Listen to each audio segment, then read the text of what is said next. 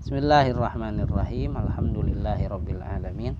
Wassalatu wassalamu ala asyrafil anbiya'i wal mursalin sayyidina Muhammadin wa ala alihi wa sahbihi ajma'in. Rabbi shrah li sadri wa yassir li amri wahlul 'uqdatam min lisani yafqahu qawli. Allahumma inna nas'aluka ilman nafi'a wa rizqan thayyiba wa amalan mutaqabbala. Alhamdulillah, pada kesempatan ini kita melanjutkan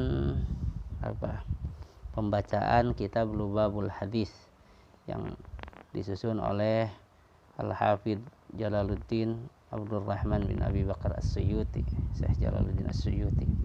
Sekarang kita masuk ke bab kedua tentang fadilah la ilaha illallah. Bismillahirrahmanirrahim. Al-babu tsani fi fadilati la ilaha illallah. Bab yang kedua tentang fadilah la ilaha illallah. Kita akan membahas tentang fadilah la ilaha illallah. Menurut Imam Al-Faqihani, orang yang membiasakan mendawamkan zikir lafaz la ilaha illallah gitu, ketika masuk rumah maka dia akan terbebas, terjauh dari kefakiran. Kata Imam Faqihani, inna mulajamata dzikriha inda duhulil manjil tanfil faqra. Membiasakan membaca la ilaha illallah ketika masuk rumah itu akan terhindar dari kefakiran. Kita baca hadis-hadis dari bab ini, bab fadilatul la ilaha illallah. Sebagaimana kita ketahui, kitab Lubabul Hadis ini terdiri dari 40 bab. Setiap bab terdiri dari 10 hadis. Nah, kita ini baru bab kedua. Kita baca hadis-hadisnya. Yang pertama, qala Nabi sallallahu alaihi wasallam, Rasul bersabda, Nabi bersabda, man qala kulla yaumin la ilaha illallah Muhammadur Rasulullah mi'ata marratin jaa yaumal qiyamati wajhuhu kal qamari lailatal badri. Man qala kulla yaumin, siapa yang berkata, mengucapkan setiap harinya la ilaha illallah Muhammadun Rasulullah, mengucapkan lafaz la ilaha illallah Muhammadur Rasulullah mi'ata marratin, sehari 100 kali. Jaa yaumal qiyamati, maka dia datang di hari kiamat. Dia datang di hari kiamat wa wajhuhu kal qamari lailatal badri, sedangkan wajah dia cemerlang, bercahaya, gembira seperti bulan di malam bulan purnama di malam tanggal 14. Allah. Hadis berikutnya, waqala Nabi sallallahu alaihi wasallam, Rasul bersabda, afdhaludz dzikri la ilaha illallah wa afdhalud du'ai alhamdulillah. Rasul bersabda, afdhaludz dzikri, seafdal-afdalnya zikir yang paling utama adalah la ilaha illallah. Karena dia adalah kalimat tauhid. La ilaha illallah itu kalimat pengesaan, mengesahkan Allah. Dan tidak ada yang melebihi mentauhidkan Allah.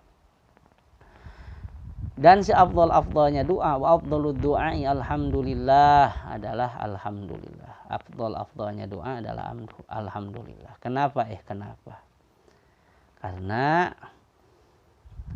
doa itu kan menginginkan sesuatu nikmat yang lebih gitu.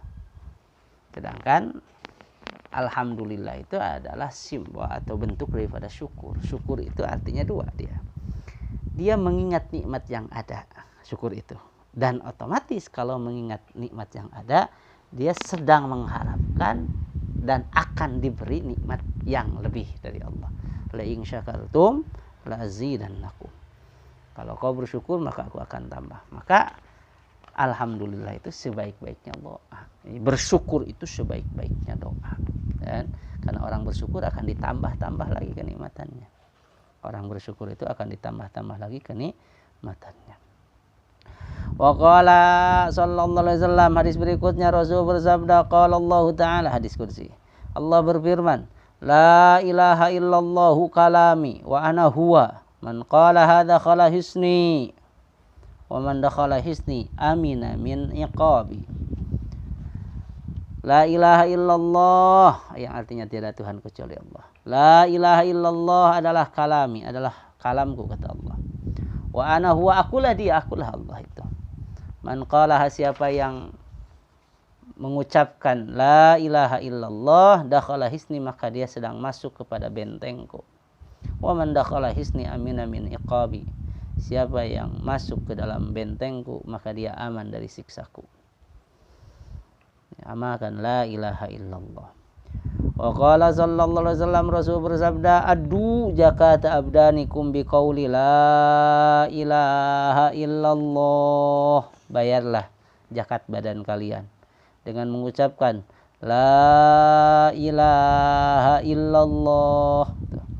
Kalau harta ada zakatnya, badan juga ada zakatnya. Ini zakat badan itu ucapkan la ilaha illallah. Sabda Rasul, addu zakat abdanikum, bayarlah zakat badan kalian dengan mengatakan biqauli la ilaha illallah.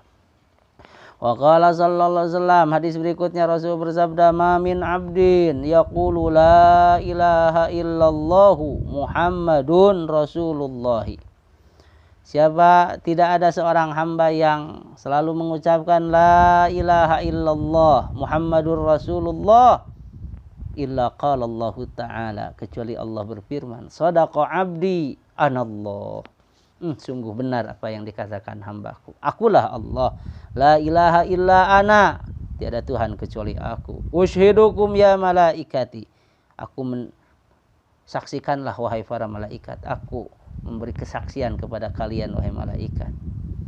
Qad ghafartu lahu ma taqaddama min dambihi, sungguh aku telah mengampuni bagi si pembaca la ilaha illallah itu apa yang menjadi dosa lalunya. Ma taqaddama min dambihi, apa-apa yang sudah lewat yang belum ada. Wa ma ta'akhkhara, dosa yang akhir. Wa qala, dan Rasul bersabda, man qala la ilaha illallah khalisan muhlisan dakhala jannata.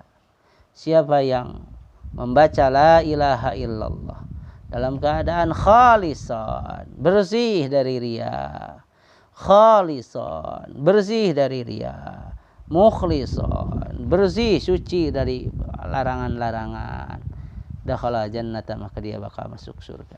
Siapa yang membaca la ilaha illallah dalam keadaan ikhlas, dia masuk surganya Allah. Wa qala sallallahu alaihi wasallam, Rasul bersabda, man kana awwalu kalamihi la ilaha illallah wa akhiru kalamihi la ilaha illallah wa amila alfa sayyiatin in asha alfa sanatin la yas'aluhu Allahu an danbin wahidin. Siapa yang awal omongannya adalah la ilaha illallah, akhir omongannya adalah la ilaha illallah, wa amila alfa sayyiatin, walaupun dia beramal 1000 kesalahan, jika dia hidup 1000 tahun, maka tetap Allah tidak akan menanyakan dia tentang satu dosa pun. Asa di akhir ngomongnya adalah la ilaha illallah. Di awal ngomongnya la ilaha illallah, pas akhir mati la ilaha illallah. Tapi kita kan tidak dijamin bakal ngucapin la ilaha illallah di akhir mati. Kita pengen begitu. Siapa yang ketika hidupnya adalah la ilaha illallah, kemudian matinya la ilaha illallah, akhir kalamnya ketika mati, ketika ditanya di antara itu, tidak ditanya dosa apapun. Wa qala sallallahu alaihi wasallam, hadis berikutnya Rasul bersabda, man qala la ilaha illallah min ghairi ajabin tara biha ta'irun tahtal arsy yusabbihu ma'al musabbihin ila yaumil qiyamah wa yuktabu lahu thawabuh.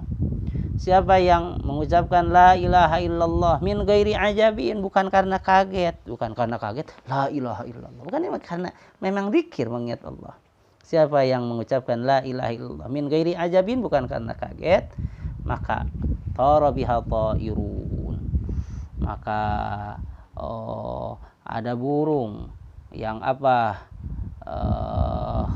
terbang, biha sabab ada ucapan la ilaha illallah itu ada burung terbang tahtal arsy, di bawah arasnya Allah, yang burung ini yusabbihu ma'al musabbihin, burung ini terus bertasbih bersama para malaikat yang bertasbih ila yaumil qiyamah, burung itu bertasbih sampai hari kiamat. wa yuktabu lahu thawabuhu, dan ganjaran tasbihnya dicatat untuk orang yang mengucapkan la ilaha illallah min ghairi ajabin tadi. Hadis berikutnya, wa qala sallallahu alaihi wasallam, Rasul bersabda, man qala la ilaha illallah Muhammadur Rasulullah marratan ghufira lahu dzunubuh wa in kanat misla jabali bahri. Siapa yang mengucapkan la ilaha illallah satu kali, Muhammadur Rasulullah, la ilaha illallah Muhammadur Rasulullah marratan satu kali, diampuni dosa-dosanya, ghufira lahu, diampuni baginya, dunubuhu, dosa-dosanya, wa in kanat misla jabali bahri, walaupun ada si dunub, dosa tersebut, iku misla jabali bahri, seperti buih lautan, buih-buih yang ada di lautan. Dosanya banyak, tapi dengan la ilaha illallah terhapus dosa.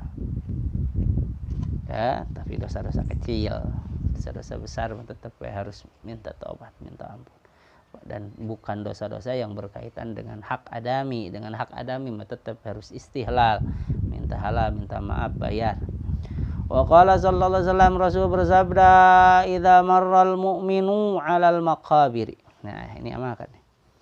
Jika seorang mukmin lewat ke kuburan, faqala la ilaha illallah wahdahu la syarikalah, lahul mulku wa lahul hamdu, yuhyi wa yumitu, wa huwa hayyun la yamutu biyadihil khair wa huwa ala kulli syai'in qadir. Siapa yang tidak ada, jika seorang mukmin lewat ke kuburan, kemudian dia mengucapkan la ilaha illallah wahdahu la syarikalah, lahul mulku wa lahul hamdu, yuhyi wa yumitu, wa huwa hayyun la yamutu biyadihil khairu wa huwa hayyun la yamutu biyadihil khair wa huwa ala kulli syai'in qadir, maka nawwarallahu tilkal kubura, maka Allah kasih cahaya kuburan itu. Ini bercahaya terang benderang, tenang, nyaman orang yang ada di kuburan. Kullaha, seluruh kuburan itu menjadi terang. Wa ghafara liqa'iriha, dan Allah mengampuni dosa-dosa yang mengucapkan doa tadi. Wa kataba lahu alfi hasanatin, Allah mencatat untuk si pembaca tadi 1.000.000 kebaikan. Alfi hasanatin, 1.000 kebaikan, yaitu 1.000.000, 1.000-nya ada 1.000 kebaikan. Wa rafa'a lahu alfi darajatin, Allah angkat bagi si pembaca doa tadi 1.000 derajat, 1.000.000 derajat.